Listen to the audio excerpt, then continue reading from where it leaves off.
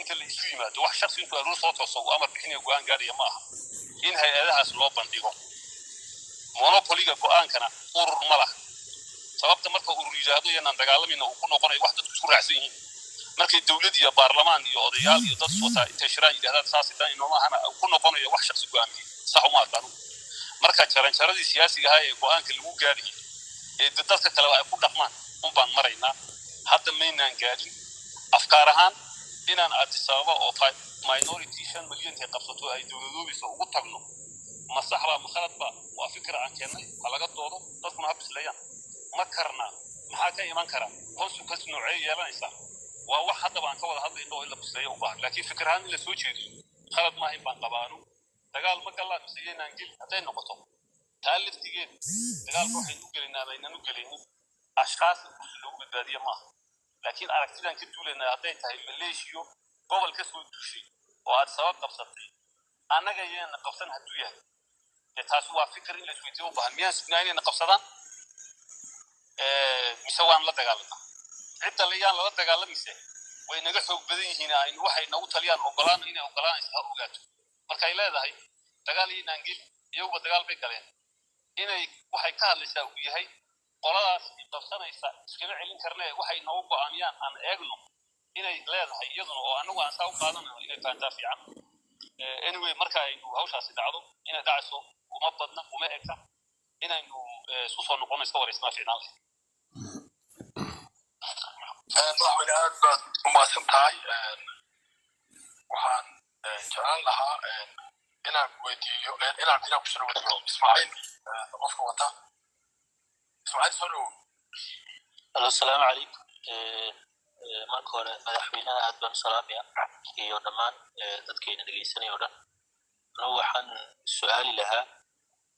maadaama oo dadkii hadda xukuumadda deegaanka u talisay iyaga yihiin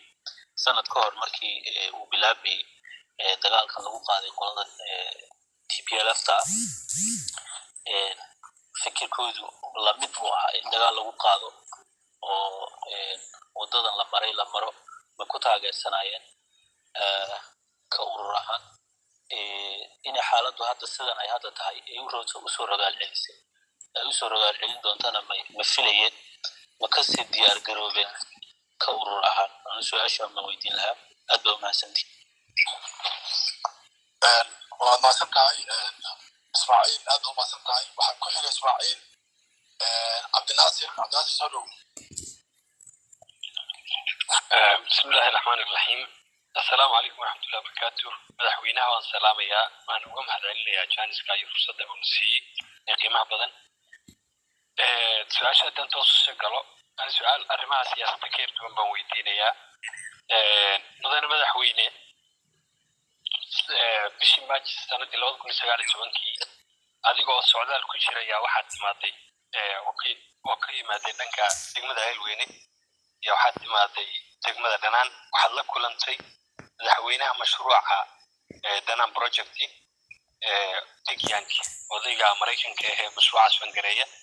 waxaad ka ballan qaaday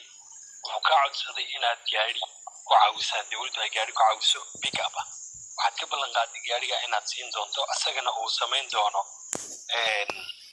uu daawooyinka uu keeni doono qabalayaasha iyo meelaha maaragtay ka baxsan ee u baahan marka gaariga mudan madaxweyne ilaa hadda lama hayo maxaad ballantaa ugu oofin weyday su'aasha kiyaan ku weydiinayaa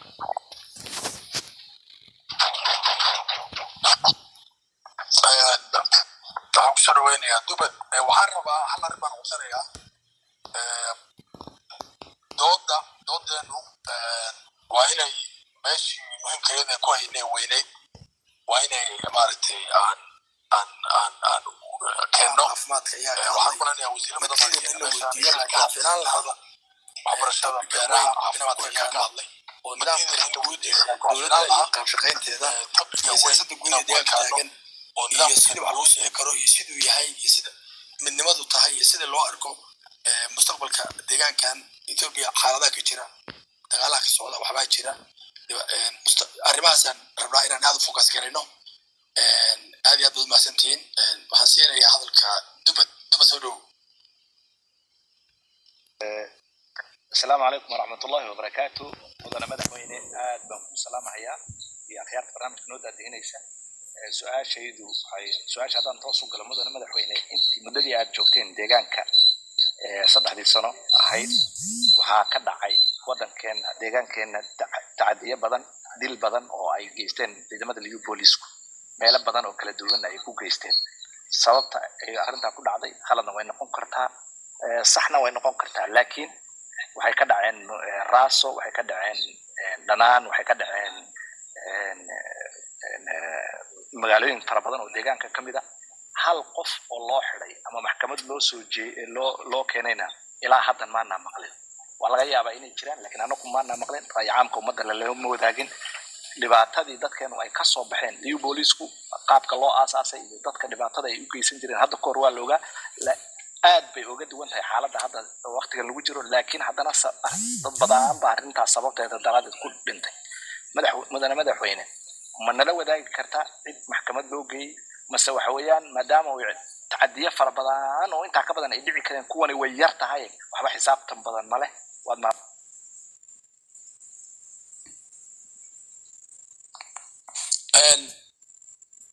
soo dhawo madaxweyne su-aashii saddexaad baan malaynayaa soo dhawo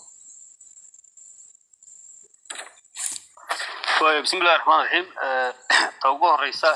هاي توجه البير بنك توجه الرئيسين يا دنان هارنت عاصمات كجاربة الله بلن قاضي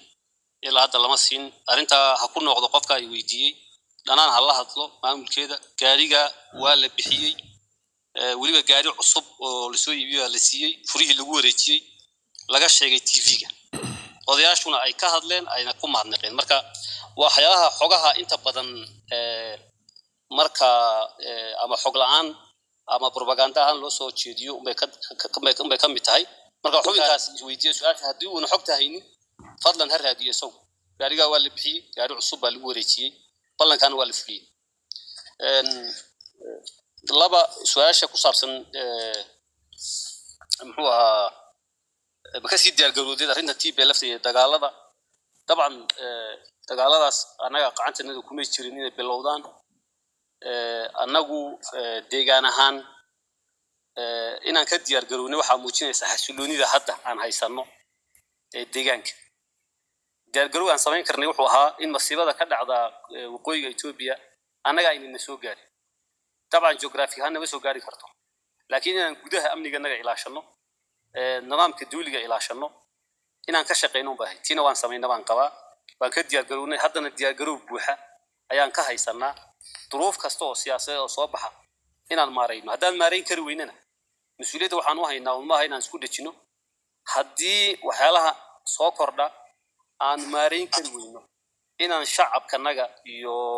odayaashanaga iyo ummaddanada hawshaas way naga xoog badan tahay niraahno waan u soo gudbinayaa meesha taala aragtidaas marka diyaar garowga wuu jiraa diyaarna waan nahay wax badan oo halis oo dhibaato oo deegaanka Soomaaliya ku soo fool leh oo noo muuqdaana ma jiro by the way saddex scenario ama saddex arrimood baa ka soo bixi kara waxa ka socda maanta dalka Ethiopia ko waa in federalismkan hadda saddexdii sano u dambeysay socday daliil kasta hal la sheego ama riisaraha lagu sheegay annaga wax dhibaato ay naga soo gaaray deegaan ahaan annagu waxaan isku haynaa waa gaar daliisha dhexdana taala waa gaar madaxweynuhu saas wuxuu maamulaa waa gaar ciidanku waxa soo yeela waa gaar waan ka hadli doonaa laakiin wax naga soo gaaray Ethiopia kore oo tacadiya oo dhibta ay nagu hayn jirtay oo joojusnimadii waddanka socotay oo diintii la dagaalamay oo xorriyadii la baabiinay ma jirin saddexdaas sano marka annagu waxaanu ka fikiraynaa waxa weeye haddii federalismkaas sida uu hadda ahaa uu ku sii socdana dhibaato nagu ma hayso oo waxaan maanta haysanaa saddexdaas sano haddii confederation loo gudbo oo xaalad iyo wada hadallada dalka ka socda ay keenaan in confederation loo gudbo oo deegaano siyaasadoodu sida ka sii madax bannaanta ay noqotana dhibaato nagu ma hayso haddii dalku intuu wada joogi kar waayo uu burburo uu kala dhaqaaqana deegaanka ugu diyaar garow fiican ee aan waxba noqonayn inuu yahay deegaankan Soomaalidu baan qabnaa sidaa daraadeed halka dayro laga sheegayo annagu dayro noo muuqato fursad wanaagsan oo dadkana ku noolaan doonaan oo tacadiyadii iyo gumaysigii dib ay ugu noqonayn ayaa noo muuqda anaga ahaantan marka diyaar garowgeedii waan sameynay arinta tacadiyada ku saabsan iyo liyu booliska anigu waxaan qabaa horta in tacadiyo marka laga hadlayo la qeexa fiican ciidan booliska brutality waxa la yiraahdaa ciidanka booliska ciidanka booliska ee deegaanka Soomaalidu maanta inuu ka duwan yahay ciidankii shalay toole shacabka waddanka jooga marxaatika odayaasha marxaatika idinka marxaatika laakiin dhacdooyin ciidanka dhexdiisa iyo shacabku isku gadoodaan maxay u dhacayaan hadii la leeyahay de Mareykanka ka dhacaan Ingiriiska ka dhacaan Sweden bay ka dhacaan haddii aan la iska imitirin xaqaa'iqa nolosha ee adduunka ka jirta waxa weeye police brutality sax iyo khaladba wuu dhacaa la xisaabtankeeda waan samaynaa kuwa aan xidhnay baa jira kuwa ciidanka laga eriyay baa jira waxa taasi dheer dadka ay dhibaatadu gaadhay oo dhan mag baan ka bixinaa dawlad ahaan hadday khalad lahaayeen iyo haddayna lahayn mag baan ka bixinaa kuwii raasa laga bixiyay kuwa maalinkii dawladda dhuxun ay ku dhacday baa hadda loo fadhiyaa in laga waxeeyo mag baa laga bixiyaa dhaawacooda laga shaqeeyaa qofka askariga ilkaha ka daadiyay ee dakhray ee dilay yaa inta dhakhtar la keeno la dhakhtariyo yaa mag la siiyaa weli meelaha badankooda golaha nabadda iyo midnimada ee odayaasha deegaanka ay ka tirsan yihiin hawsha hala weydiiyo berina ma ballan qaadi karno askartanada askari khaldan oo qof garaaca oo dhibaato geysta ma jirayo ma oran karno oo dabciga bini'aadamkeena ahayn bil ka hor aniga walaalkay aniga ila dhasho iga weyn xaaskiisa iyo ilmihiisa iyo sodohdiiba magaalada Jijiro dhexdeed lagu garaacay oo booliis ku garaacay aniga walaalkay runa weeyaan khaladkaasi markuu dhacayo khalad ciidamada halka jooga ay geysanayaan way ka shaqeynayaan askartii dhibaatada geysatay sababaha ay u geysteen waxay ahayd wax haba yaraatay waxa guud dadka ku dhacay wax la mid ah waxay kaga duwaneen ma jirto qaabkan baan uga jawaabay marka askar baa dad garaacdo oo la isla kale leeyahay in laga duulo dadku soo dhaqmaya laftigiisu qabiiladan maalin bay isdilayaan soo ka dawladda lagu eedeynaya leeyahay maal kala qabto see loo kala qabtaa askari meel fadhiyo la xabadeynayo waxbad lagu dhufanayo hadduu xabad qof shacab uu waxbad ku dhacdo sideen u aragnaa marka inaynu laftigeenu dawladda inaan dhaliilo ama wax ka sheegno waa sideeda dhibaato male qofkii looma diiday laakiin haddaan nidaam dawliya oo berri inaan maamulo inagu aan dan kale haddaan rabno in waxyaalaha waaqiciga ee dhacaya miisaankooda la siiyo ayaa fiican in maaragtay laga boodo xaqaa'iqa jira police brutality way dhacdaa marmar bay dhacdaa ma badna kiis fara badan maaha aad baan uga jawaabnaa marka loo eego dhaqankii siyaasadeed iyo dhaqankii ciidanku ku dhaqmayay maanta waxa jiray wixii shalay jiray ciidan dhul bahaayeen kuma qanacsanin waxa shalay jiray maadaama xuma maantana ha dhacdo waxaan ku dadaalaynaa inaan sii hagaajino marna ayna dhicin tababar baan wadnaa dastuurka ciidannimada la baraa xuquuq insaanka la baraa waxbarasha loo furay ciidankii diinta la baraa marka dadaal balaaran ba laga geystaan qaba shalay iyo maanta wax la tirtirsiin kara maaha dhacdooyinka dhacayna waan ka xunnahay laakiin waa wax mar walba sida ay yihiin aan uga jawaabno ayaan oran lahaa aad baad umahadsan tahay mudane madaxweyne hadda waxaan siinayaa sulul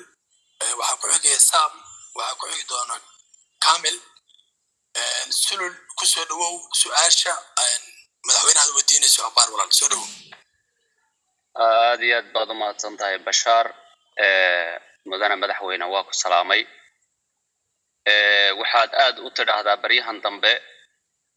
Addis Ababa masiirka Soomaalidu ma yaalay jigjiga ayuu yaalaa madaxweyne saan ognahay shacabka Soomaalidu kuma dooranay Addis Ababa laga keenay fikirkan aad ku shaqaysiday BB ana Addis Ababa isna laga keenay markii doorashada la gaadhay oo ay dadku masiirkooda inay go'aansadaan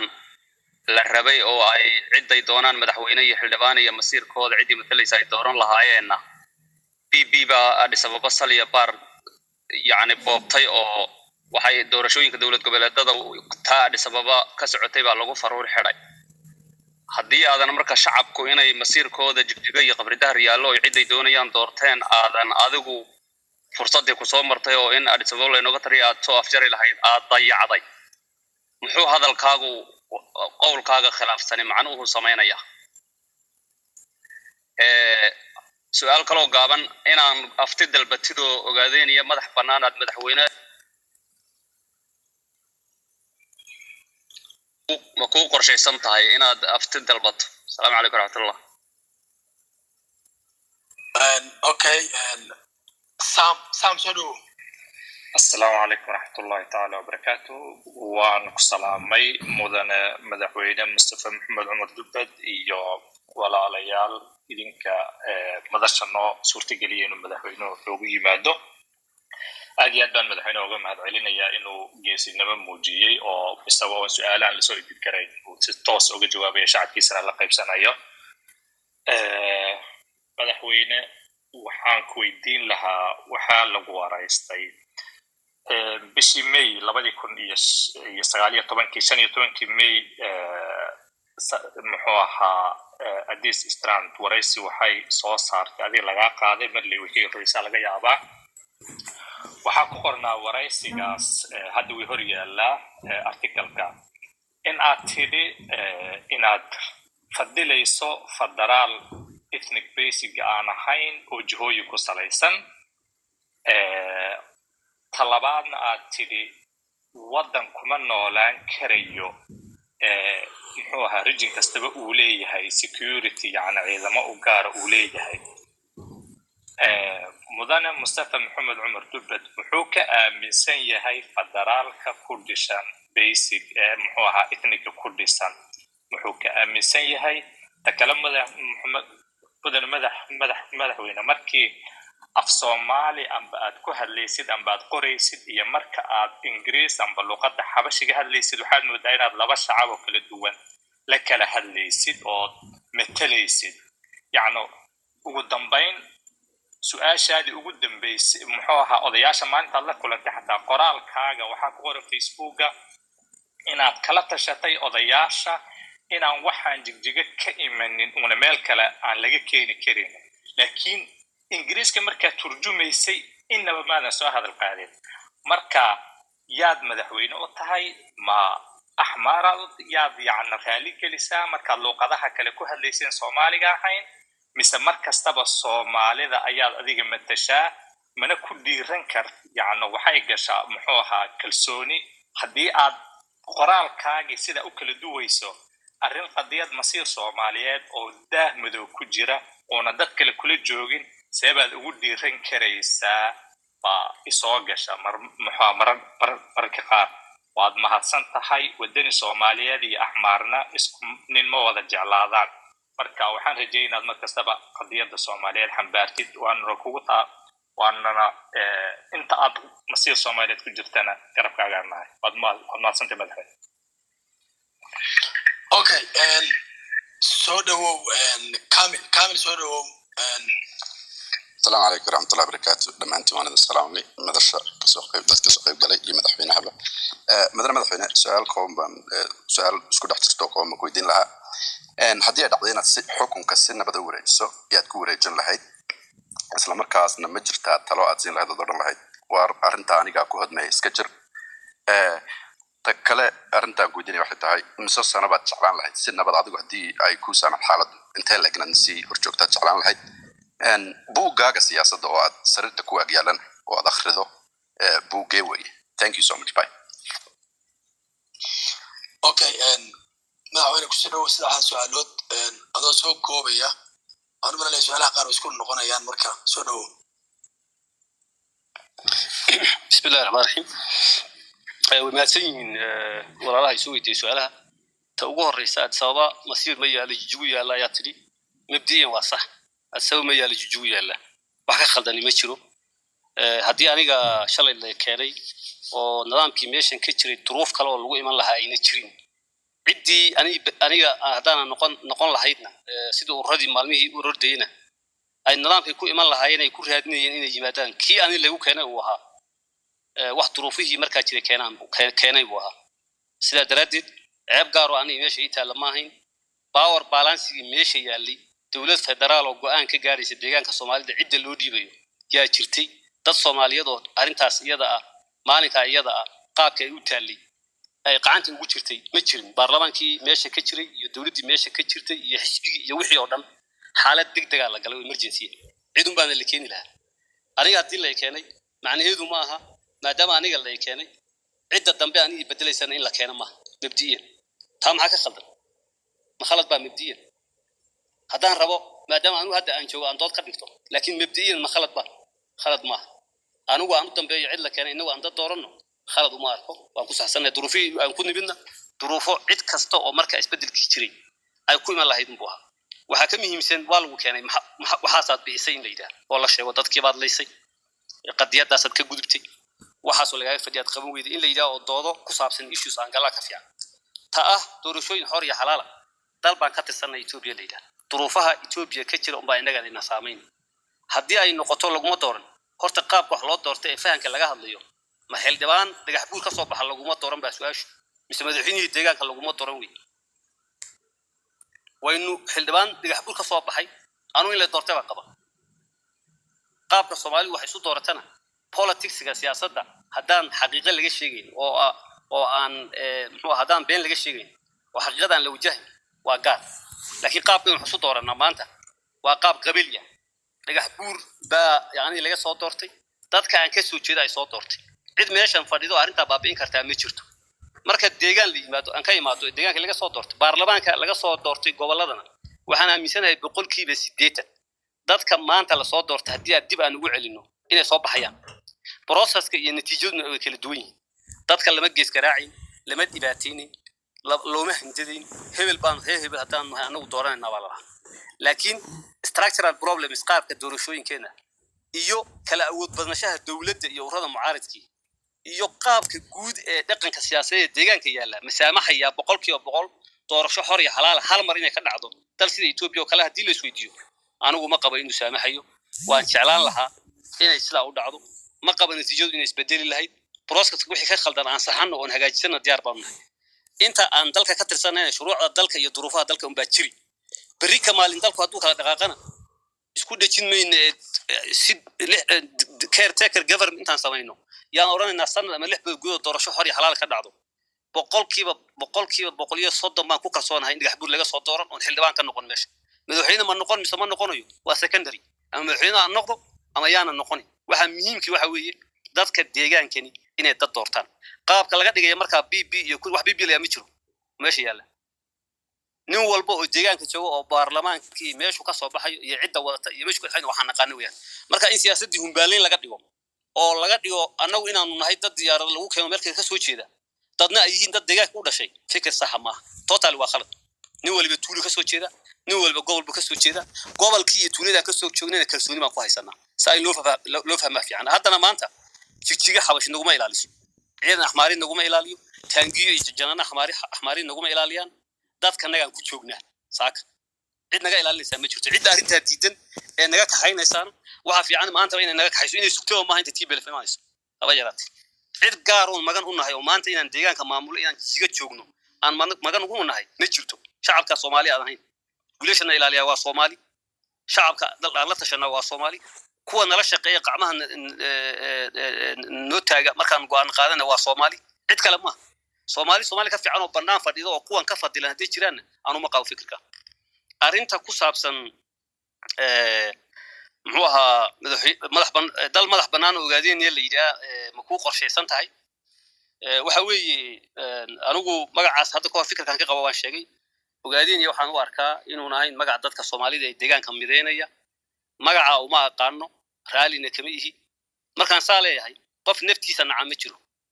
aniga kuwan kula hadlay anu ogaadeen baan ay qabiil ahaan hadii qabiil Soomaali macna yeelayo hooyaday waa ogaadeen xaaskay waa ogaadeen awoogay waa ogaadeen ayeeday waa ogaadeen sabab naftayda iyo cidda aan hay iyo sababteeda aan ku nacnaan meesha ma taalo laakiin aragtida siyaasadeed aan qabo anigu waxa weeye magac ina kala qaybinaya oo dadka Soomaaliyeed iyo deegaanku intay u midoobaan 120 milyan oo Ethiopia wax la qaybsadaan magacaan faa'iido inoogu jirin inaan wadana ma aha opposition qaba nacayb ma aha waa aragti siyaasadeed iyo la jecel weeyaan kuwa magaca lagu sheegayna shalay markii maanta professor-adan wada qayliya ee soo baxay ayna ka hadlaynin 500 oo article oo dadka aan uga helinayno oo dhibaatadooda ka hadlayno yaa shalay ka hadlayno qorini tan qashay iyo maartay la jecelahay dal madax banaan ma ku hamiyeysa dabcan dadkanagu inuu madax banaanaado madax banaani siyaasadeed uu yeesho way waxaan u halgamaynaa hadii taasi ay macnaheedu tahay in federalismka Ethiopia ku jira kaalinteena aan ku qaadano oo deegaankana aan u madax banaanaano dalkana shared rule waxa aynu ku leenahay aan ka qaadano danteena aan u aragno oo duruufaha siyaasadeed maanta jira ay arinta keenayaan taa aan qaadano hadii taasi socon weydana intiina la gumaysan lahaa ee nala layn lahaa aan madax banaanaano haba yaraatee wax maaragtay la isweydiinaya ma waxaan raali ka nahay oo diyaar u nahay oo ku hadalay 100 jeer weeyaan shacabkana inuu nabad yahay inaan la dilin inaan la xasuuqin yaa kooka arinta waxaan raacinayaa oo hadhow aan ka hadli doonaa jira laakiin taas uu koobaya May 20 Addis Standard waxaad ku qortay itni federalism iyo security autonomous oo gaari wadan halis ku yahay waan qabaa inuu halis ku yahay saacadan taaganahay laakiin anigu marka aan ka hadlayo mawduuc academic oo ka hadlayo ahaa dal haddii security kala madax bannaan uu ka jiro khatar buu ku jiraa iyo inuu jiro looma baahno waa laba arrimood kala duwan inay taasi ay dhabta waxa cadeynaya dagaalada hadda socda ee la suleynayo deegaan ee la suleynayo qoomiyad baa muujinaya in qaabka siyaasadda ee dalkan loo dhigay uu yahay qaab wadan ahaan halis ku ah shaki kuma jiro arrinta laakiin annaga Soomaali ahaan inaan ethnic federalismka uu dhisnaado dan ma noogu jirtaa mise nooguma jirto dalku waa gaar annaga Soomaali ahaan waa sidii hadii la yiraahdo way noogu jirtaa jiritaanka annaga yaa kow ka tahay inaan Soomaali ahaan rabnaa afcaasha aan ku dhaqanay intii siyaasadda aan qabanayna way muujinaysaa ethnic federalismka inaan aaminsanahay boqolaal fogaarana waan ka sheegnay af Habash baan ku sheegnay af Ingiriis baan ku sheegnay af Soomaali baan ku sheegnay qofkii aan rabin inuu maqlo waa gaar jaraa'id qof ka hadlaya caawa halkan kaga hadlayna laakiin berina jaraa'id baa la weydiinaa caawa waxaan ku hadlay lama weydiinayo in qoomiyadda Soomaalida ee dalka Itoobiya ku nooli ay calaamadii ay jeclaayeen iyo astaantii Soomaalinimo iyo isirkii xidhiidhka Soomaali ay la lahaayeen baarlamaanka gobolka Axmaradan kaga khudbadaynay waxaan afkal ku sheegnay af Habash waan ku sheegnay khudbadii way taala calankii laga cararay laha Soomaaliya isirkiisa yaan soo celinay magacii xagga hore kaga socday Itoobiya ku qorayd yaan ka saarno oo Soomaali niri waan ku soo qor Soomaali baan maxaa magac naloo dabooda aan niri diintanadii iyo dhaqankanagii habeen iyo maalin aan sare u soo qaadayna oo kaga hadlaynaa wax walba oo taariikh ah oo digaaga ka dhacay dagaalkii 77 ahaaday yaan sidii ay dhabto had uga sheegnay oo niri dagaalkii 77 ma ahayn dagaal Soomaaliya nagu soo qaaday wuxuu ahaa dagaal shacabka nagu goobnimo ay ku rabeen maadaama oo xasuuq iyo dhibaato lagu hayay af Habash baan ku sheegnay sida hadda loo dhigay ma ahayn baarlamaanka gobolka Axmar hurtiisa laga sheegay haddii xaqaa'iq iyo factska laga leexdo oo dacaayaadka iyo qaabka la rabo qofka character assassination loogu shameeyo xoog la saaro waxa kama qaban karo subaxii markaan soo toosaba kama hadli karo laakiin sidaas ma u cadeyn ethnic federalism laakiin concept ahaan wadan inuu ku wada socdo ma keenaya hadii la isweydiiyo waxyaalaha scientific ee qoran adduunka ka jira waxa weeye marxalad wadanku mara mooyaane wadanku inuu si wada socdo dan uma aha waa lagu kala tagaya hadda way muuqataa saanteedii wax academic discussion iyo wax political discussion la yiraahdo ugu jira haddaan khaladkan sameeyay waxa weeye inaan kala saari waayo dooda siyaasiga ah ee dadku dhigta ugu dhacaysa iyo dooda academicada ah ee madaxa bannaan ee qofku sidoo rabo u dhigi karo oo mararka qaarkood aan doodii siyaasiga ahay tii academiga ku khaldo waa laga yaabaa aragti ahaan laakiin caawan ku cadeynaya ethnic federalism waan aaminsanahay dadka Soomaaliyeed jiritaankooda iyo madax bannaanidooda inuu gaar u ahaadaan aaminsanahay waxaan u halgamaynaa waa taa arrinta security-ga ku saabsan iyo autonomous-ka eegan adigu weydiinaya dalalka adduunka waxa ka jira ciidan qaran iyo police Mareykanku waa federal system status-ku waxay leeyihiin ciidamo state-ka u gaar ayay leeyihiin laakiin ciidamada state-ka u gaarkii kuwa federaalka ka madax bannaan ma sidaa daraadeed qofku haddii uu ka hadlayo dalku inuu sii wada socdo ama uu wada jiro wada jirka dalku inaga dam noogu jira waa su'aal gaar ah oo isweydiin karnaa oo ka wada hadli karnaa oo haddii aynaan xaqiina ku helayna wixii soo maray 70 sano ina soo maray dan inuu jirto waa la oran karaa laakiin academically markaad hadlayso maanta deegaanka Soomaalidu hadduu xiroobo on gaar u istaagno 11 gobol bayna ciidan iyaga u gaar yeeshaan ma sax ba misqaa khalad hadii la weydiiyo khalad weeyaan marka laba yeena isku khaldan inagu positionka gooni isug taaga ah qofka ah aaminsan aragtida uu arka isaga inay u dan tahay iyo taguud ee dalku markaad academically wax lagu weydiinayo ee aad qaab academic uga jawaabayso waa inaad ka run sheegto laakiin qaabka danta markaad ka eegayso laga yaabaa anagu sida hadda ay u taalo inay dan noo tahay waan qabaa anagu ciidanka liyu booliska ee deegaanka anagu hadda maanta inuu yahay ciidan dadka Soomaaliyeed afgaranaya gabdhihii la hadlaya hadday wax dhexmaraan xitaa iska xaashanaya inuu yahay oo ay ka fiican tahay inay ciidankaasi ciidan noo ahaadaan ciidan dadka baan afgaranaynin ama dadku ay ka didayaan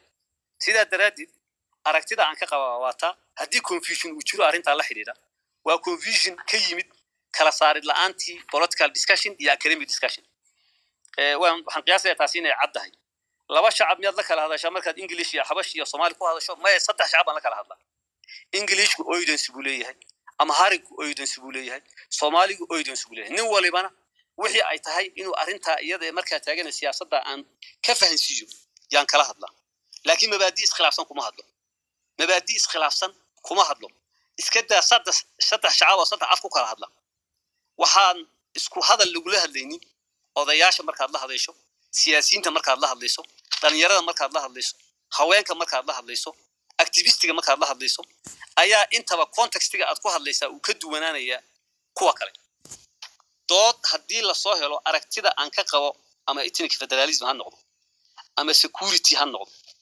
ama ha noqdo deegaanku inuu isagu ismaamulo oo iskhilaafaysa oo aan ku burinay mid kale haddii lasoo helo in la weydiiyo raalli baan ka ahay oon ka jawaabo arrinta kale ee meesha taala odayaasha markaad la shiraysay dabcan halka waxaan ku qorayo laba oydeys baan u qorayaa mid walba fariin baan rabaa inay gaadho fariinta aan gaarsiinaya dadku stupid maaha oo ma garan oo qof khalad maaha google translation baaba jira qofka akhriyaya fariinta soomaaligii iyo ingiliishkii mid walba ka kale hadduu u baahdo waxa lagu qoray inuu ogaado wuu ogaanayaa haddaan isqar isleeyahay fagaara la isku qarinaya kaasi ma aha laakiin fariintaan gudbinayo cid walba mid haddaan midnimo soomaali kala hadlayo fariinta odayaasha soomaaliya khusaysa haddaan dalka guud Ethiopia contribution baan u sameynaa nala ogaada leeyahay ciddaan la hadlaya iyaduna fariinteeda gaaraysa laba aflayn ma aha laakiin waa targeted messaging cid walba wixii iyada khusaysay loo sheegayo arrinta kale xukunka si nabada ma ku wareejinaysaa iyo misaad hor taagnaanaysaa nasiib darro cidda jecel inaan xukunka ka tago oo ay iga raysato in muddo ayna idul qaadato inay sugtay noqon doontaa waan isleeyahay waayo hadda ima qorshaysna inaan ka tago marka xanuun kasta ku haysto laakiin aad u qaadato waan ku boorin lahaa duruufo inaan ka tago keena haddii yimaadaan si sharaf leh inaan uga tagi baan boqolkiiba ku kalsoonahay inaanan dhiig ku daadinayn inaanan ka cararaynin inaan diyaarad lagu qaadinayn boqolkiiba nafteeda waa ku kalsoonahay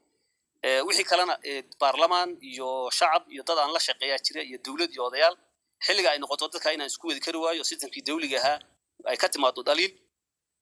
ummadda ka muhiimsan inaan meesha joogo iyo inaanu joogin buugga siyaasadeed akhrisataa muxuu yahay waxaan akhristaa buugaag fara badan falsafadaada siyaasadeed maxay tahay haddii ay tahay waxa weeye inaan u adeego shacabkayga inaan wixii aan karayo ummaddeed u qabto inaan waxa runta aan u arko iyo afkaarta aan aaminsanahay aana ka leexan inaanan populist noqon oo dadku waxay jecel yihiin aana ku hadlin ee waxa lama huraanka een isleeyahay waxaas haddana aan ku hadlo haddii aan khaldanaadana tawakkal cala allah aan idhaahdo ilaahayna iga cafiyo wixii khalad iga dhacaya laakiin si buuxdo inaan dadkayga dhibaato inayna ku imanin ka shaqeeyo si cadaalad ugu shaqeeyo weeye fikirka aan aaminsanahay taas darteedna waxyaalo badan u sameeyaa jira ma qaban laakiin dadaalka aan samaynayo dhammaan dadku inay aragti ka noqonayaan isku fahan ka noqonayaan dhammaan dadku ay wada jeclaanayaan cadow aan yeelanayn ma qabo dhaqanka siyaasaduna sidaa ma aha mana dhicin adduunka iska daa aniga oo bashar oo bilaaadama oo boqolaal khalad leh nabiyadii ilaahay soo diray ambiyadii yaa lagu kala qaybsanaa marka saasaan aaminsanahay falsafadeedu siyaasaddu waa in cadaalad dadka loo sameeyo waxaan aaminsanahay intii hadda aan nimid political formulaska aan ku dhaqanay cidda ka cabanaysa ee maalin walba dhawaaqaysa haddii qabiil yaana cidda anay iigu dhow ee la aanaynayo ama anu aan ahay inay tahay yaan aaminsanahay soomaalida maanta deegaanka joogtana degmo iyo gobol walba oon tago oo aan ka mahadnaqaynin ama horumarka qaabkii loo soo gaarsiiyey ama inclusivityga siyaasadda sidii loo balaadhiyey way yar tahay si eegana waad eegi kartaan deegaankuna ma aha dhowr magaalo deegaanku waa 93 degmo dadka aan maamula feedback aan ka helaya waxa weeye fagaariye siyaasaddu inuu balaadhay dadkii Soomaaliyeed deegaanka joogay qabaa'ilka ahaa inay si balaaran cadaaladdoodii iyo waxoodii ay wax uga heleen laakiin cid walba way cabanaysaa sababtoo cid walba waxay ka duulaysaa cabir iyadoo ay haysato oo ahayd waxaas aanu mudnaa weeyaan garar cid kasta kama farxisaa la yidhi xilna maaragtay xil qaaday eed qaad baa la yidhi laakiin waxaan aaminsanahay inaan anagu benchmarkskii dowladnimada hadday tahay nabadgelyo hadday tahay horumar hadday tahay xorriyatu qowl xorriyadda dhaqaalaha tasocodka in wixii dadku u baahnaayeen ee bulshada u baahnaayeen ee basic ahaa in deegaanka aan ka hirgelinay iyo system dawli ayaan aaminsanahay mudane madaxweyne aad iyo aad baad u mahadsan tahay runtii su-aalahaadu waa very clear aad bay u cad yihiin su-aalaha lagu weydiinayo si sariix ayaa cad baad uga jawaabaysaa waan kugu ammaanaynaa waan jecelaynaa saa wado marka waxaan hadda moderationka ku wareejinayaa mudane maxamed xasan dubad soo dhawow imaarati igala wareeg breaker baan baahay thank you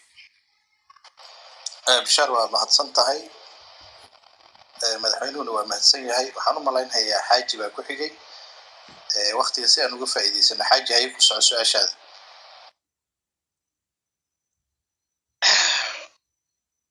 ملا مقلع السلام عليكم ورحمة الله وبركاته ما مقشان كسعة أن واحد بدن ويدي مدحوينها واحد بدن ويدين مايو runtii dad badan baa su'aalaha rabay weydiiyey inaan markaa ka daba yiraahdo wax micno ay sameynaysaa ma jiro inaan wax kale oo aragtideeda aniga ay khaas ka ah aan sheegana mar waxaan weydiinayaa un hal arrin baa ku soo koobaya mudane madaxweyne waxaa jira su'aal hore lagu weydiin oo ku jirtay marka waxaan inaan ka soo rabin ku noqdo waxa weeyaan dad badan ay ka soo warun shalay maanta wax badan u kala duwanaysid haddana waxaa jira dad fara badan oo habeen walba ka soo qaxaya dadka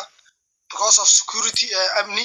dhalinyaro ah qaarkood waxay joogaan Addis Ababa sidii ay shalay u joogeen markii aynu kacdoonkan iyo disbedelo doonka ahayn bay Addis Ababa iyo magaalooyinka Itoobiya ugu dhundhuntaan qaarkood jaarkay joogaan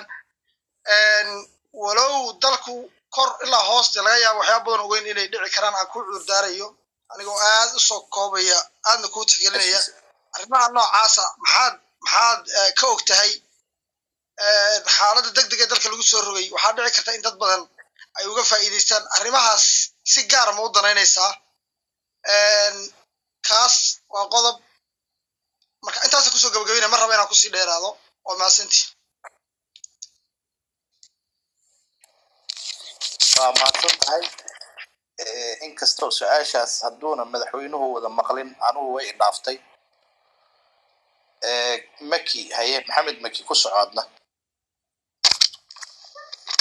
السلام عليكم ورحمة الله دمانتي وانا سلامي سيجارة وحن سلامي مدحوين المصطفى ورنتي أد مودي عاوة مركي انتونا مدحوينها نقول قرار لدي كسو قرجري قردير نيوز إيو فيسبوك جيس إيو أد كمودي عاوة تردر عصب إيو محان كل هاي نيرتيف عصب إيو درينكي هوري رنتي أنكبي جرني أي كم وقت رنتي مركوانو قام هذا علنا يا انت اسكدب waxaan su'aashiidu waxa weeyaan madaxweyne Ethiopia meel waxay maraysaa halis ah adiguna waa sheegtay ama anaguna waan ognahay halistaas ay marayso ama dhaawac xun oo aad u liita baa soo gaaraya ama way dhimanaysaa wax u dhaxay ma jirto labadaba marka waxaa fikirkaaga ku jiray hadda ka hor aad qortay 2018 hadday Axmaaro iyo Tigray iyo Oromo isdagaalamahayaan oo isrifahayaan sida gabdhaha foodleyda ah wax naga galay anaga ma jirto Soomaali ahaan waxaan u baahannahay inaan fiiq tagno inaan dhexbuur tagno inaan qabridaara tagno oo inaan Facebook ku sheekaysanin oo geed hoosti isugu imaano masiirka ummadana aan ka hadalno Ethiopia ma kamid baan noqonaynaa mise waan ka guuraynaa wax lagu midaysan yahay oo masiir ummadada inaan ka wada hadalno ayaan u baahannahay mudane madaxweyne maamulka adaa jooga cidna kuguma haysata hadda ku meel gaar ma tihid ku sima ma tihid madaxweyne tahay wixii maamulka ee la qabanay cidna kuguma haysato waxa aan doonayna waxa weeyaan shirki aad ku baaqi jirtay wixii aad aaminsanaan jirtay waagii hore ee ahaa in ummadan nin walba waxbay rabtaa Axmaar waxbay rabtaa waan ognahay anagu Ethiopia aan dheer rabtaa Oromo waxbay rabtaa waan ognahay Tigray waxbuu rabaa Soomaalidu waxa ay rabto محمد مكي سؤال هذا هراء وقال دتك عبدالله فضلا سؤال هذا حويان شركة مدحوينة وحا مسير كأمدة دتك ستيك هولدرز كأ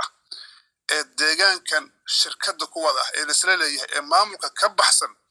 قارنا بيسو إيمانيان أو لسودا دقيسانيا أو لسمقل هيا أو أنت قفك خطبات ما خطبين أنت قفك وجه يساعدو أن غرب الجوجا مواضيع تاسلا مرة أنت لو وضع فريستو لا اسم مقالو لا استجيستو وح أمدا قد يده هذا وين كأهل مسيرك قارنا بيدعي سامد حوين أدب ما سنتين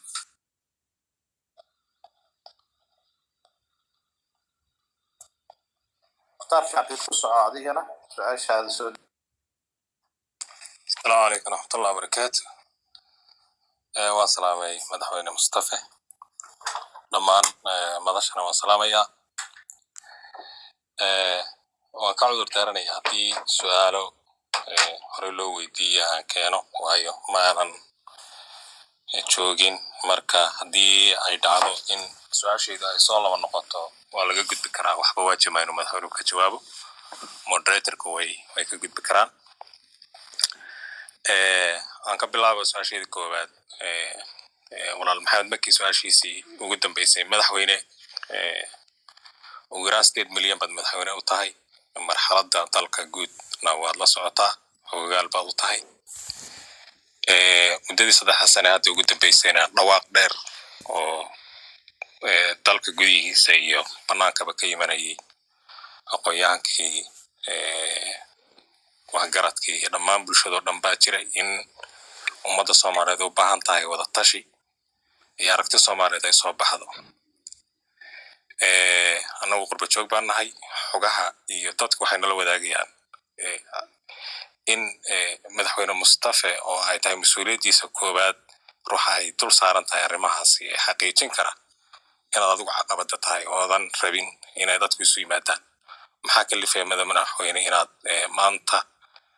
fursadan qaaliga aynu haysano inagoo gobolka ugu amni badana oo aad ku amaanan tahay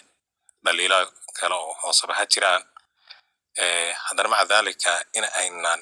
aragtida aynan ka faa'iidaysanin oo inaan isu imanin oo tala Soomaaliyeed iyo maxaan ku dhahday dadku inay masiirkooda ka wada hadlaan aanay imanin taas waa su-aashayda su-aasha labaad madaxweyne khudbadaha aad jeediso mukhtaaro waa hal su-aal weeye fadlan halkaan ku daro anoo 1 minute ku koobay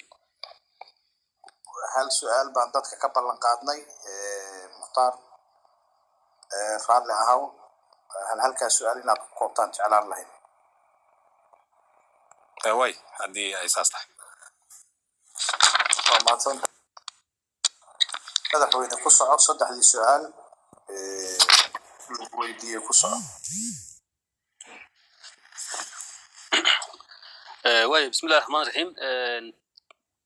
تي ugu dambeysay isaga waa ka sheegay inuu soo dahay marka waan ka jawaabay umada muxuu ahaayay aad u meeleen laadahay su'aashaad maadaama markii hore sharaxaad ka sameeyay waxay la quman in dib taa u dhageysto walaalkay si aanan dadkii dhageystay u caajisin waxaan filayay su'aasha ku xigtaan in iyadoo la xiriirto khudbadaha jeediso iyo hadal xanaf leh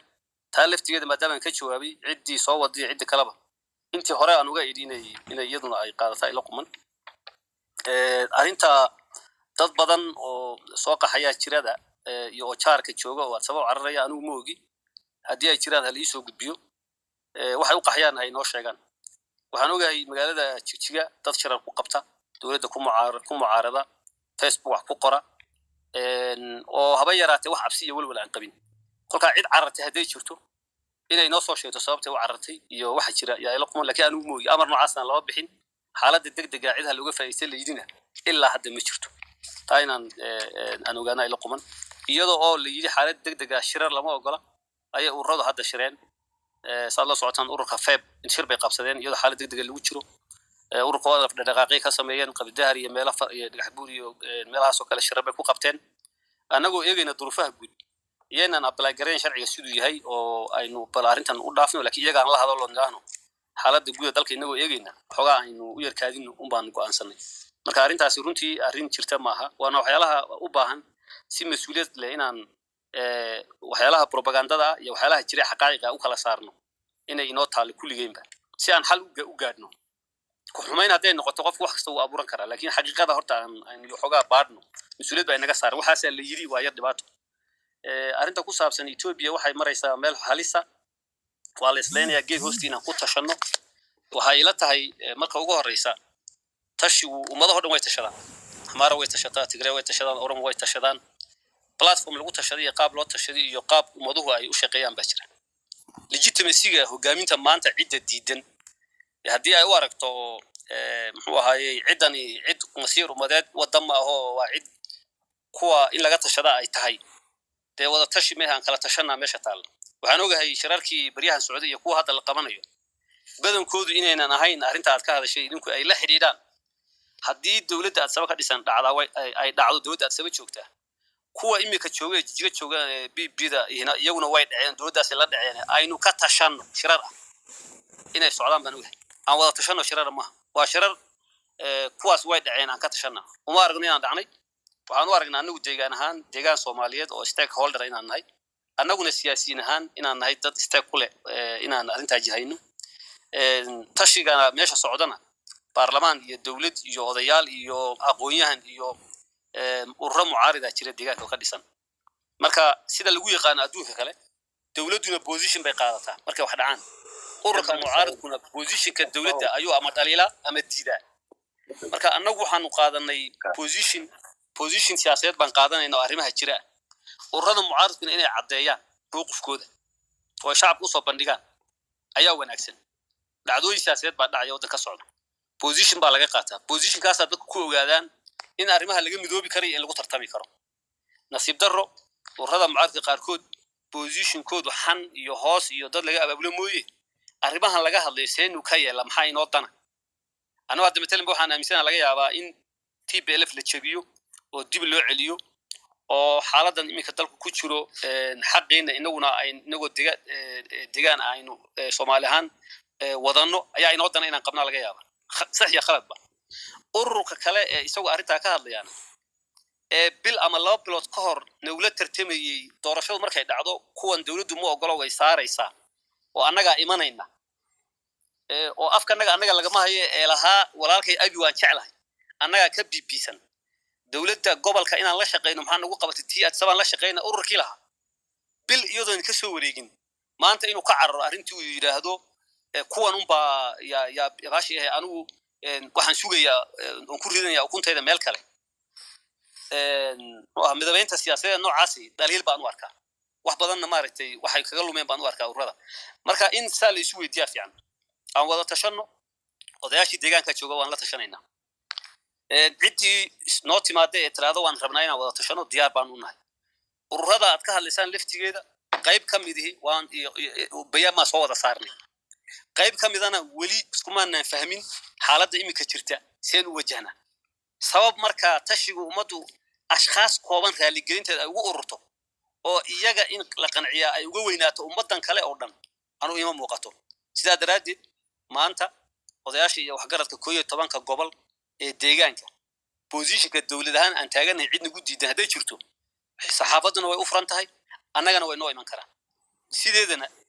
in la isku qaso oo nin walba meel fadhiya uu yiraahdo hadaan looma dhanna dhaqankii ahaa in la keenana meesha ma taalo waa la tashani laakiin mas'uuliyadda maanta taagan cid bay saaran tahay cidda ay saaran tahay hadduu qof u arko inuu shakhsi hebel la yidaayahay shakhsigaas ka sugo go'aankii ummadda hadduu qof u arko inaan annaga nahay annagu noo arki maanta wixii ceeb ka yimaada deegaanka anigaa lagu eedeynaya haddii dad lagu laayo hadday dhibaato ka dhacdo hadduu shacabku qaxo waxaa la odhanayaa xilliga adigu aad joogtay bay dhacday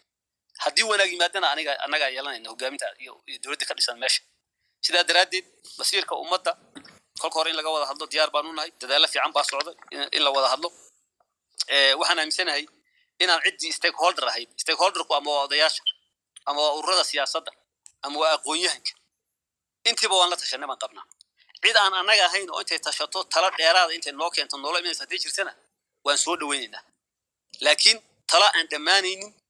oo habeen iyo maalin nin walba meel fadhiya uu odhanayo maxaa ummadda laga maagan yahay adduunku saa uma dhaqmo dalalku saa uma dhaqmaan dhaqanka noocaasi dhaqan saxana maaha tigreegu wayna tashadaan dowlad bay leeyihiin ciidan bay leeyihiin urur bay leeyihiin ormadu way tashataa axmaara way tashataa maraykan wuu tashadaa shacab 400 milyan oo maraykan oo maanta shanale ma aragtaan oo shacab stakeholderska meesha jirana xitaa ururada mucaaradka iyo dowladda meesha ka dhisan ayaan isku tala ahayn oo haddii ciraaq la weerarayo xisbiga conservative labor ko waan weerarayna la xisbiga kale uu diidaya cidda markaa talada haysa yaa go'aan kale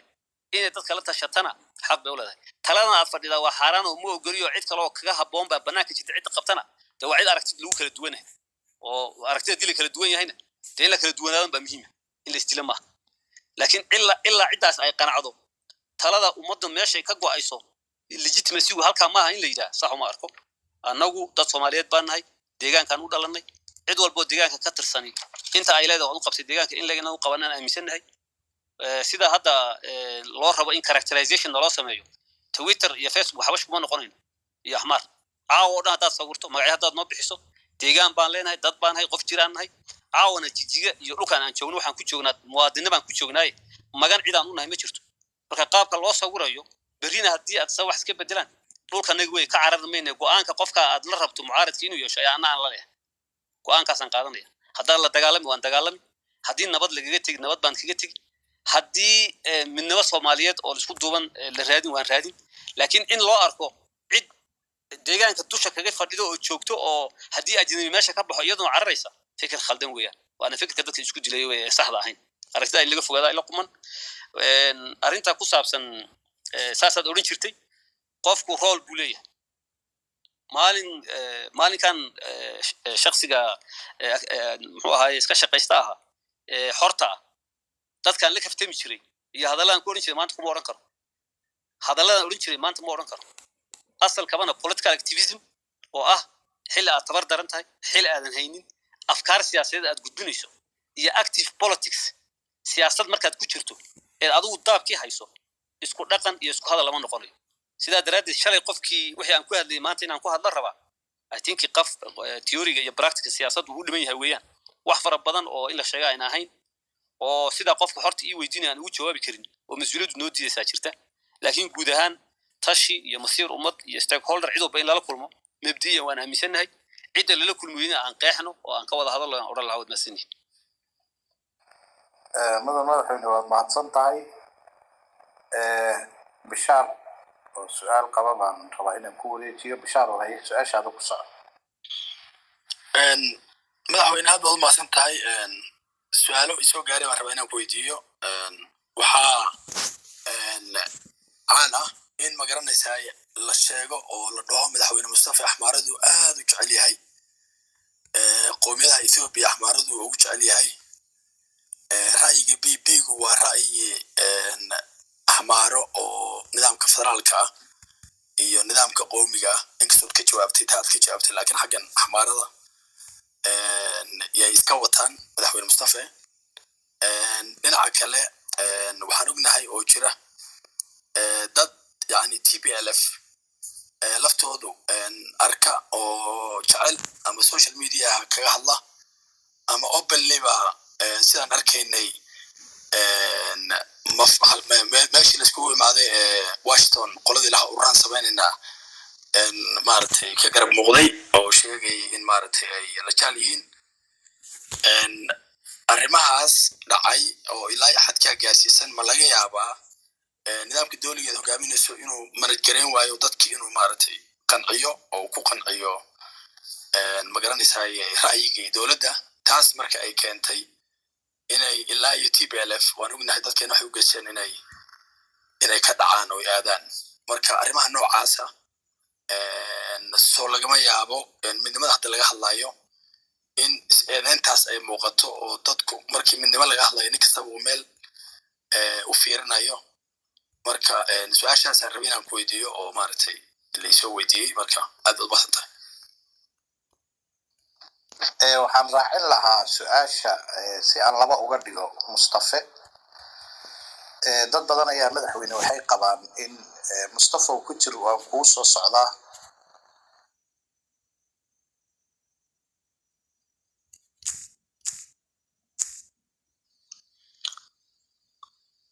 dibad codkaa ka go-aan malaynayaa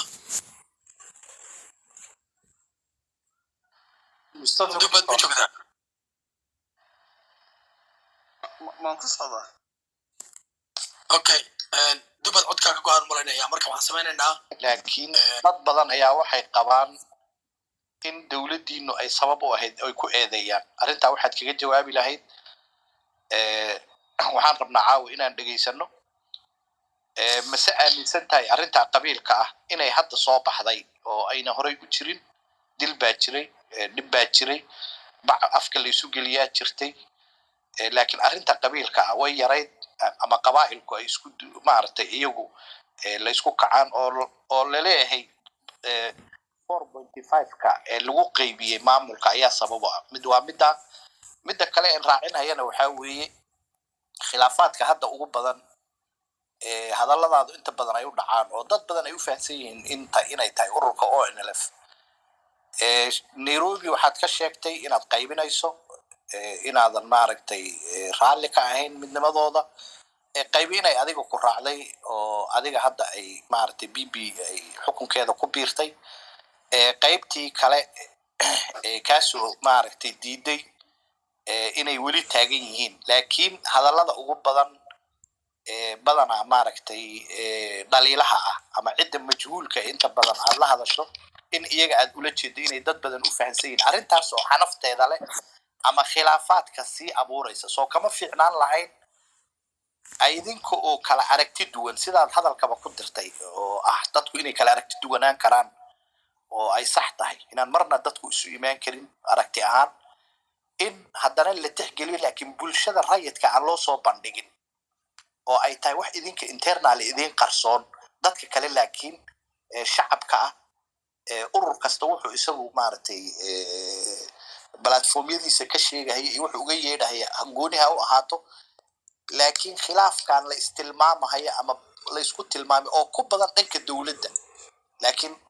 ururka ONLF in badan aan laga arkin laakiin xaggiina ku badan cid gooni oo maaragtay dadka iyadu rabta inay wax ku waxayso waxaa ma aaminsanin oo idinku badan arrinta iyadana maxaad kaga jawaabi lahayd waa mahadsantahay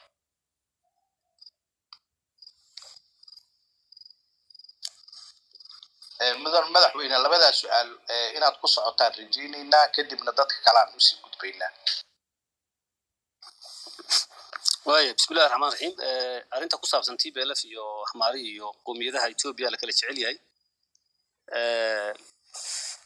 waa arrin soo noqotay una u baahan in la kala cadeeyo anu waxaan u arkaa maanta dadka ka hadlaya Ahmaro inay iska qarsanayaan oo aynan runta wajahayn waayo shalay markii xilka aan imanayni hadda dib u eegto wixii eedayntu ahaa Oromo keentay oo Oromadii ay musliimiinna baa keentay ahayd 3 sano ka hor eedayntu waxay ahayd dad Oromo keentay buu dadkani ahayd ma ahayn Ahmaro waxaa laga hadlay markii Tigreeg iyo isdiideen systemkii hadda jiray Tigreegu maadaama Ahmaro cadow u arko inta Tigreega taageersanina inay cadowga Tigreega cadow ka dhigatay baan u arkaan laakiin Ahmaro maanta Soomaali dhibaato ku haysa oo iyo muuqata oo aan arkaa ma jirto systemka maanta dalka ka taliyan Ahmaro ma maamusho ra'iisul wasaaruhu Ahmar ma qowmiyadiisu dii qowmiyad la eegay siyaasadda uu fulinayay ee leeyahay wuxuu soo wadaa siyaasad federalismka baabi'inaysana kuma qanacsan inay jirto waayo xogaal bana gudaha ku jira maadaama Tigreeg ku celceliyay federalism baa la baabi'inaya sidii iyagoo shalay federaal ahaa anu ku qano kuma qasbani siyaasadda hadda jirta Ahmara wadana ma aaminsan ra'iisul wasaaruhu Ahmar ma aaminsan cadowga Tigreeg inuu cadow in noqdo oo wax iyaga dhibaya anu aan la boodana ma rabo hadiise ay tahay nidaamyadii Ethiopia soo maray oo sida loo dhigo TPLFna ay mid ka ahayd kii dargiga Ahmara ay wadatay iyo Haile Selassie uu ku jiro maxaa aragti laga qabaa boqolaal jeer baan sheegnay nidaamkii anu intii Ethiopia dhisantay 3 nidaam bay dadkeenu soo arkeen Minilik inama soo gaadin saw Haile Selassie ugu horeeyay nidaamkii Haile Selassie boqortooyo dadka salaadiinta inta caruurta iyo meelaha ku laaluushto iyo waxaan macnalayn shacabkooda ku dul xukuntay ahayd 100% nidaam inaga inoo danaha ma ahayn nidaamkii dargiga ee isaguna Ahmara hogaaminaysa leeyahay nidaam isaguna shacabkeena isa soo gaareen in kastoo aan 3 sano ee dhowrkii sano ee Soomaaliya ay dagaalka ay ka dhixiyeen mooyee oo ay ku mashquulsanayeen Noordiga iyagu inta badan ay ku maqnaayeen mooyee nidaam isaguna inoo danaha meel aan ku niri ma jirin nidaam xun oo dhaqaalaha naga dagaalamay oo dadka intii wax baratay ee Soomaaliya u cararto ka soo noqotay dhulka inay timaado dabacdana oran jiray shifta soo gashay oran jiray inuu ahaa de shalay iyo maanta iyo waan qirayna wax jira weeyaan marka anagu waxaan ka hadlaynaa waxa weey war maanta dargi wax la yiraahdo ma jiro oo ma noola aan dhalacayn hadii la leeyahay dargiga waan dhalacaynayna dadkeena dhibaatada u geystay xaqirad baaritaankeedina aan ku darno documentary ka diyaar baa loo yahay Haile Selassie hadii laga hadlay isagana aynu ku darno Haile Selassie waxa ka sii horeeyay Ingiriis baa ka sii horeeyay oo Ethiopia iyo waxa laga sheekan bay inoo dhiibay isagana aan dhalacayn Ingiriiskiina aan dhalacayn raali baan ku nahay Ingiriiska waxa noolaha Portugiiskii aan wadankan qabsan lahayn muslimka faafina naga hor istaagay Portugiis aan dhalacayn Portugiiskiina aan dhalacayn hadii la rabo taariikhiyan wixii ina soo maray ee gumaysi inoo geystay inaan dhalacayn mowqifkan taagan waa ka maanta dadka xukunka haya ee jooga in kastoo aan u arko ra'iisul wasaaruhu inuu Ahmar ahayn in kastoo ogahay siyaasadda socota hadda sida TPLF u dhigayso waxa soo noqonaya nidaam federalismka baabi'inaya iyo boqortooyo ahmar baa soo noqonayso inkastoo aan ku qanacsanayn inay dhab tahay haddana waa kayaab dadkeena lagu dhex tuuray kayaabkana waan dhaleecaynayna isaga laftiisa hadday kayaab tahay waxaasaa soo socda ay tahay isagana waan dhaleecaynayna intaan markaan meer dhigno waxa gaarka ah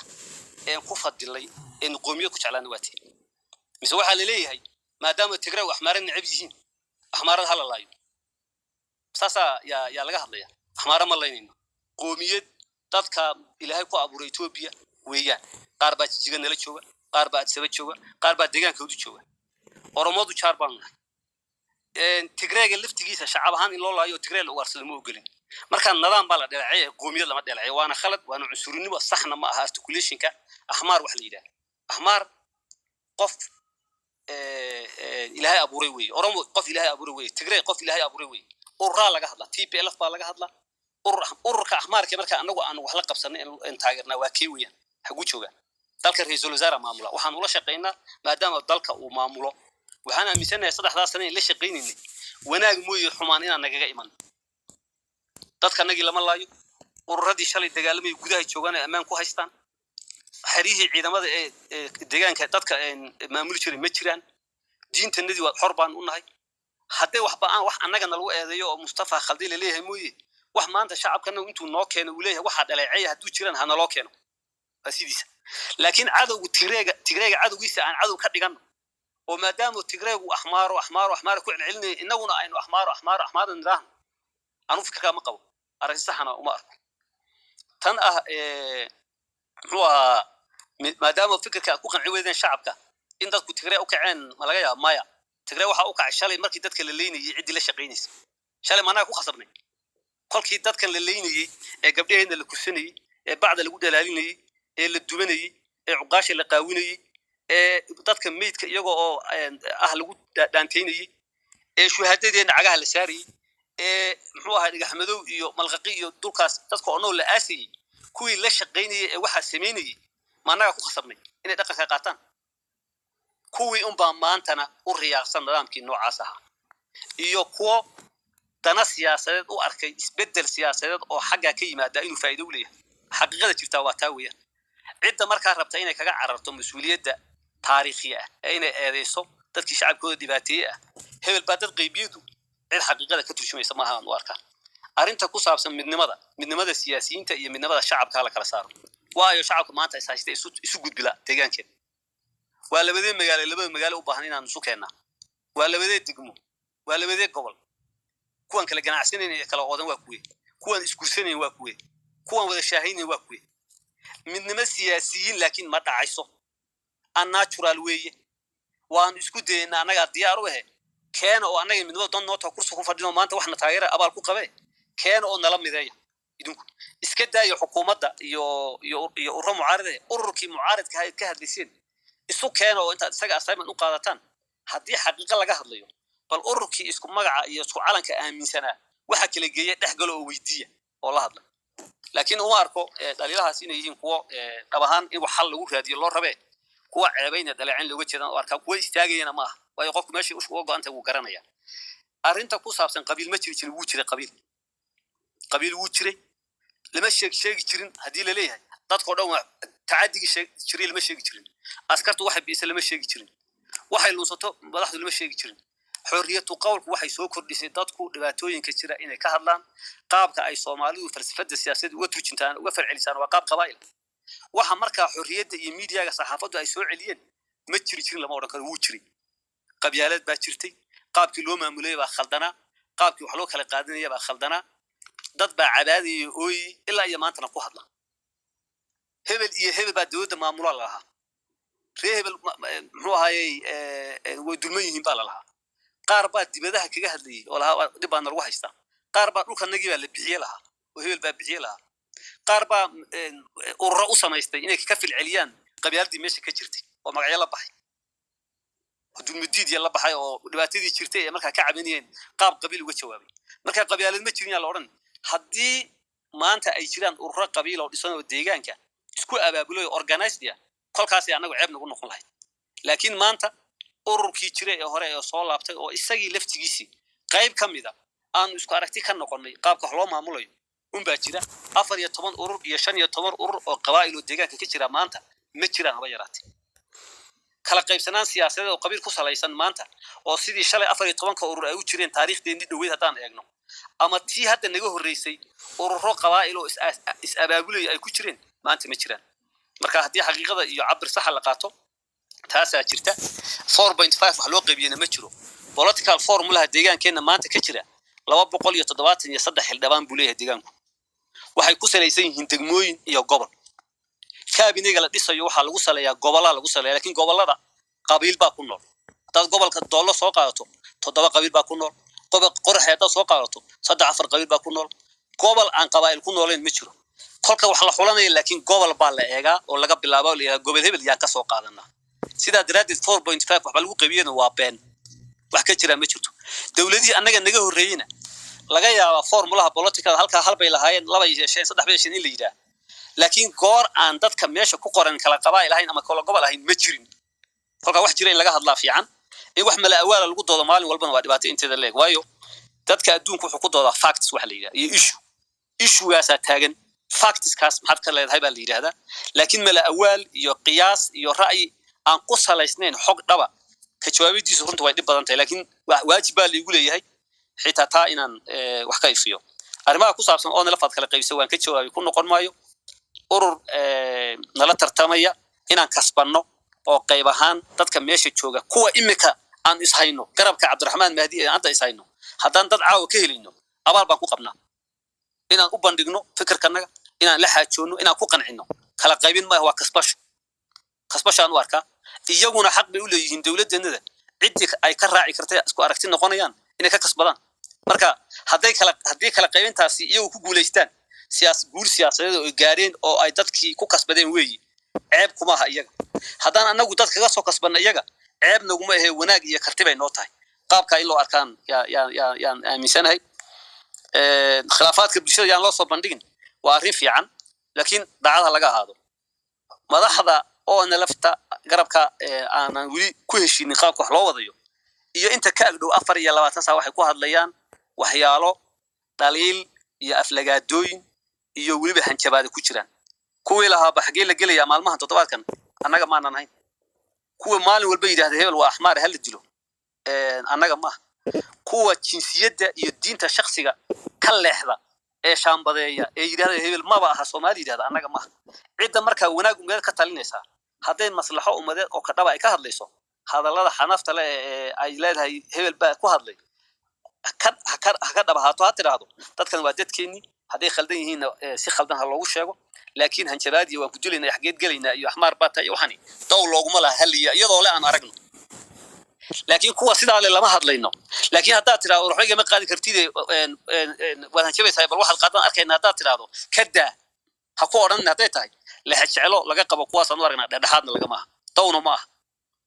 madaxda oon lafta meel aan ku aflagaadinay ma jirto aragtada aan ka qabno siyaasadeed waan sheeganaa shakhsiyadooda inay yihiin dad Soomaaliyeed inay yihiin dad deegaanka u dhashay meel aan ku dafirnay meel aan wax kale u aastay ma jiro sidaa daraaddeed waxaan aaminsanahay in arrintaas run laga sheego cidda annaga nale ha odhanin waan kala adkaanaynaa iyagana ha ku tiraahdo xageed galaysa ha odhanin dhulka wuu kula leeyahay deegaanka wuu kula leeyahay kama xoog badnid haddii nidaam dawli uu jiraan nidaam dawli la isku xukumin oo lejislada lagu kala qaadan haddii nidaam dawli burburana sidii la Soomaali u noolaan loo wada noolaan cid inta cagaha dhulka ugu garaacdo meeshii aan ku dhashay ee deegaanka ku dhashay iga yeelan kartaa ma jirto aanu waxmaarna mihi Tigreena mihi Oromana mihi Uraagna mihi nin Soomaaliya oo deegaanka u dhashay oo dalka ku nool baanay cid kale oo Soomaaliyeed oo maanta meesha inta cagaha igu garaacdo iga yeelan kartoon magan u noqonayna ma jirto cidda marka loo celiyo hal yiraahdo qofkan waa qof deegaanka u dhashay waxaan aad sheegayso iyo waxaad ka hadlayso ma ahe kada oo midnimadeena iyo wada noolaanshaheena iyo dawladnimadeena dhaawac ku tahay hal yiraahdo cid la aanu aragno arrinta cid la aan aragno halo waan u hogaansamaynaa wixii talooyina nasteexa bulshada soo jeediso haddii gaf naga dhacona bilaadan baan nahay malaa'ig ma nihin iyadana waan ka garaabaynaa garawshaheedii waan leenahay inaan ka garawno waxaasina qaabkaas ku